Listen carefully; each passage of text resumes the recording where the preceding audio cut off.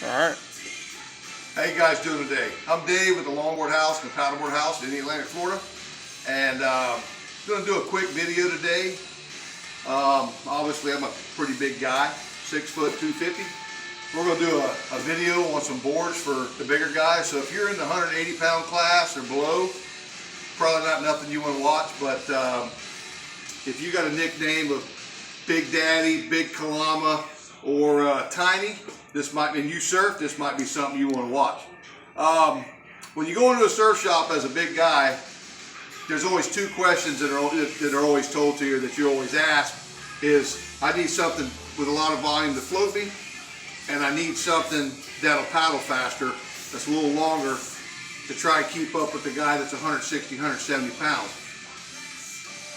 The problem with that is there's one component that's not in there. There's one category, and that is needs to surf well. And there's a lot of boards that fall into those first two categories, but there's very few that I have found that fall into that last category. And if it doesn't surf well, kind of what's the point? So I have found 3 boards that surf extremely well, that have good float to them, and they have good construction to them, and they paddle extremely well. The first one is the 10.0 CJ Nelson Designs Sprout. It is 24, 3 1/8 thick. Big concave in the nose that carries back almost to the center point of the board, which allows a big relief when you're paddling. It lets the water pass over the board, kind of lifts it up. Paddles extremely well, but it surfs extremely well. I've been riding this board for about a year now, coming up on a year. Extremely great board. This is the board, if you've got clean, light chop, this board works very, very well. The way this board is made, it's all designed with flex patterns. When we're paddling on a board, what usually slows the board down, especially when you're bigger, is rocker. So when you're laying down and you're paddling, your pressure points are going to be on your chest and just above your knees. And what that does is it reverse curves the board. It puts a reverse rocker in the board, which is like putting on brakes. The way these boards are designed, they have a fiberglass T-stringer down the center of it, which only allows the board to flex upwards and add rocker, not lose rocker. So it never puts on the brakes. So you'll find that board paddles 6 inches, sometimes even a little bit more, longer than it actually is. Then you have 2 more stringers in the back. You have a Xeon stringer and a carbon fiber stringer back in here, kind of like fletchings on an arrow. And what that does is the tail can flex, twist independently from the board. It's all unidirectional glass. So your flex and rebound are the same in both directions. So this one here, construction, is Texelium, which is a Texelium Xeon fiberglass, which is basically, you can look it up, I'm not going to run through the whole thing. It's basically an aluminumized fiberglass, Xeon glass. And the bottom of this one is a fabric that comes from Batik, Indonesia. So it's not a layer of fluff, it's actually a layer of glass. It looks cool. But they make this board in full fiberglass in the Xeon construction. They make it in carbon fiber, they make it in the Texelium. Couple different options, and they're all designed for different flex patterns. To build this much performance into a board, the byproduct of that is an extremely, extremely tough board. The blank itself is surfable before it gets its first layer of glass. They're an extremely resilient board. I brutalize mine, throw it in the back of my truck, I bake it in the sun, I do all the things you're not supposed to do, and it shows no wear whatsoever. So I wouldn't recommend everybody doing that, but I kind of wanted to test one out and see what I thought, and it did well. So this is the 10.0 CJ Sprout. You can look them up online, CJ Nelson Designs, www.cjnelsondesigns.com, and check this board out. But this is a board for the big guy, and I'll be right back. I'm going to grab a second one. So this one is the Harley Ingleby 9.5 Cruiser. This is a very cool board. It's an extremely lightweight board. It's 87 liters, 23 wide, 3 3/8 thick. You can run it quad, you can run it single fan, you can run it thruster. It's a cool board, hard to explain. It's all performance tail, but it has more of a softer rail on it than most high pro longboards. But it surfs extremely well, it paddles good, and it's got lots of float. And being that it's so light, you get those really windy, choppy days. You got swell coming in at 4 and 5 seconds, so it's quick swell coming in. This thing spins on a dime, it paddles good, floats extremely well. This board was shaped by Billy Tolhurst. Thunderbolt red construction, which I'm not going to go into a whole lot of that. You can look all that up online. But basically it's the same system as like that CJ board. It's got that T-stringer, that fiberglass T-stringer. It's got the twin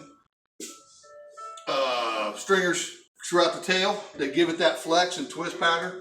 This one's made in a full Xeon glass. They make full carbon fiber. They make a blended carbon fiber. Just a really cool board. They're all designed for flex and twist. I have one of these. Matter of fact, all three of the boards I'm going to show you, I have one of each because I have found they all work great in good conditions. But like I said, wind chop, quick swell coming in, you got to turn and burn. Big guys, this board is all over it. If you get a chance, check out www.harleyingleby.com, I believe it is. Check out the website. You can find a lot of videos and stuff. Actually, I think Harley does a lot better job of explaining this board than I do. But I've just ridden it, and the performance on this is good. The durability on this is extremely well. So it holds together, surfs good, good float, easily hold a guy in the 260, 270 pound range on a 1 foot day. It will do it because I have done it. So I'm going to grab the next one, and we'll get back to it.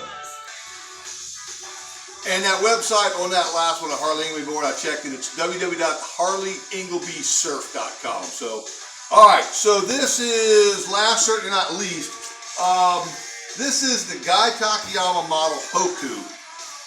It's a 10.0 24.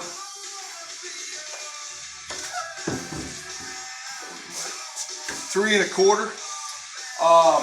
This one's actually a carbon fiber bottom rail Xeon deck. This board right here is for the first one I tried. This is kind of that board that if you're going on a surf trip and you're not sure what the conditions are going to be and you can only take one board, this is the board for that. It surfs well in all conditions. Single fan or thruster. Same system as the others. I found that T-stringer center is the key. That's what makes them paddle, because you never put on the brakes. And then the way they twist the tails to let the tail flex, you get a good bite, especially when you're heavier, and you can grind into that thing with that bottom power. You can twist that board and launch it off the bottom. I rode this board for a long time. And the three that I'm showing you, like my three favorite boards that are made at the time being. For durability, performance, and paddleability. I don't miss a whole lot of waves when I'm on these boards. I've tried a bunch of others. I'm not going to go into name call or anything like that. I've tried a lot of other boards that were designed for bigger guys.